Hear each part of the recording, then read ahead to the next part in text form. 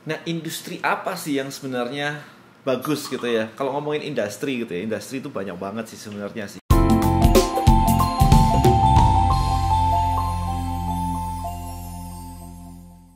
Kemarin ketika saya belajar di Russell di luar negeri gitu ya, ada 3 biggest niche yang evergreen, yang gede banget, yang nggak pernah hilang nih kayaknya selama manusia masih ada gitu kan.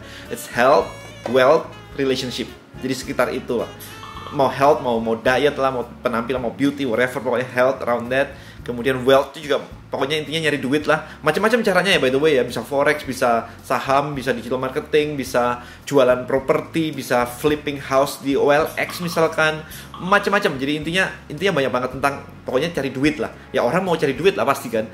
Mau cantik, ganteng, langsing, six pack, whatever. Habis itu mau dapetin duit. Kemudian terakhir adalah relationship. Mereka cari pasangan.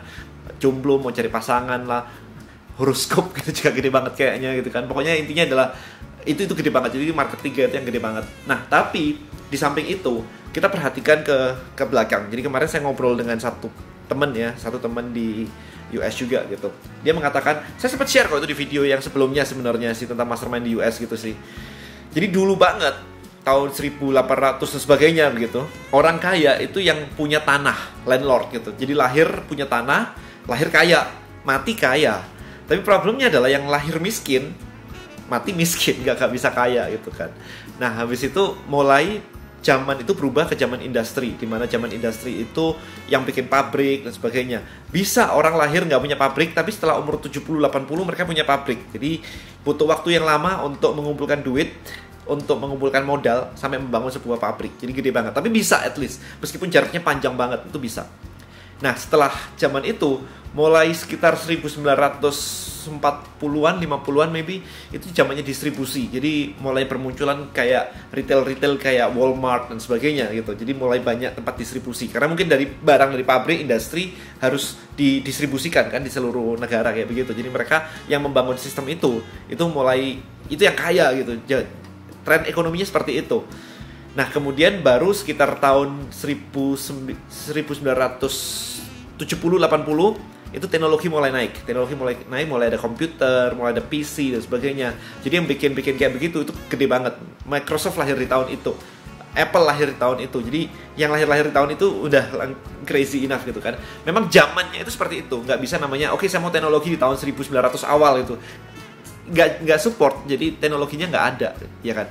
Nah, kemudian di tahun 1990-an sekitar segitu sampai ke 2000 awal itu zamannya era informasi. Jadi mulai muncul kayak Google, itu mulai era informasi di mana dia mensortir informasi sehingga orang mencari dengan mudah. Nah, itu eranya di situ tuh, era informasi. Kemudian mulai orang bikin informasi produk, info produk namanya, itu di tahun 2000-an awal gitu ya. Jadi jualan itu cepet banget. Jualan kemarin bahkan ada yang kayak mendapatkan $1 juta dalam 24 jam. Jualan traffic secret, itu John Ries itu heboh banget waktu itu. Nah, itu di zaman itu. Zaman sebelumnya kagak ada karena orang nggak bisa nyari juga, ya kan. Nah, zaman sekarang itu adalah zaman kolaborasi, zaman platform, zaman kerjasama seperti itu.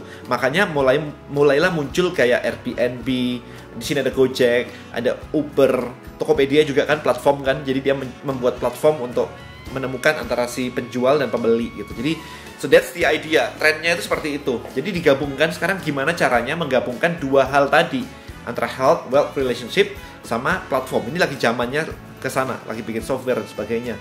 So that's why digital conversion kita bergerak di situ. Kita masuk ke niche-nya adalah wealth, gimana 10x your income, wealth. Yang lain enggak gitu ya, relationship terserah itu enggak, di situ enggak. Tapi kita gabungin juga nih dengan yang namanya platform atau software ini. Jadi kita bikin di situ.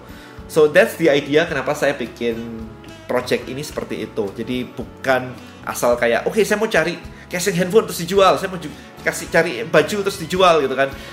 Bisa sih ngelakuin kayak gitu, nggak ada masalah sebenarnya. It just different aja. Lihat aja sekarang top Forbes terkaya yang di Indonesia, yang paling muda-muda, semuanya kan Traveloka, apalagi itu Tokopedia, Bukalapak, Gojek. Udah 4 itu platform semua kan. So that's the idea. Untuk ngikutin tren tuh maksudnya kayak begitu. Trennya masih panjang sih. Bukan tren yang kayak ini lagi zamannya trennya fidget spinner diputer-puter laku tapi cuma sebulan doang. Bukan yang gitu, tapi tren yang lebih ke makronya itu yang harus diperhatikan. So that's the idea untuk memilih bisnis. Remember one thing, itu cuma tren. Itu cuman the world lagi moving ke situ. Bukan berarti kalau Anda jualan beras terus gak laku ya. Masih tetap ada orang masih makan beras gitu. It just not happening, not the trend yang lagi naik banget begitu ya. Orang tetap aja makan beras. Orang tetap aja beli baju gitu kan. So, nggak ada yang salah. Remember ya, nggak ada yang salah. Karena kalau misalkan, oke, sekarang platform terus nggak ada yang jualan baju kan ya nggak lucu gitu kan. So, jangan sampai terlalu dikotak-kotakan seperti itu. Just the trend is moving ke arah sana. So, that's why saya create ini adalah untuk seperti itu ya, untuk memberikan kepada Anda bahwa I'm doing yang saya tahu gitu. So, hopefully this video benar-benar memberikan Anda wawasan kedepannya seperti apa. Let's discuss di komen. Thank you so much for watching my video. See you guys in the next video. Bye-bye.